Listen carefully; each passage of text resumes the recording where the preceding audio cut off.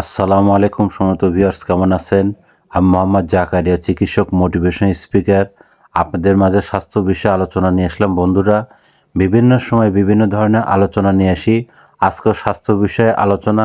আজকের আলোচনার বিষয় যে রাত্রে পা কামড়ায় যেসব কারণে।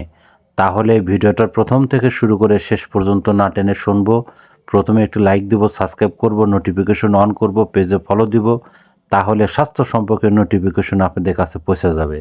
তাহলে বন্ধুরা মনোযোগ দিয়ে শুনুন। রাত্রিতে পা কামড়ায় যেসব কারণে। বন্ধুরা, রাত্রিতে প্রথমত পা কামড়ায় যে কারণ সেটা হচ্ছে ক্যালসিয়ামের অভাব হলে কিন্তু রাত্রিতে পা কামড়ায়, এবং শরীরে রোদ না লাগালেও সেক্ষেত্রে কিন্তু এই সমস্যাগুলো হয়। অতিরিক্ত হাঁটাহাঁটি করলে, হুট করে হাঁটাহাঁটি করেছেন, সেই ক্ষেত্রে এই সমস্যাগুলো হয়। শরীরের রক্তের অভাব হলে এই সমস্যা হয়।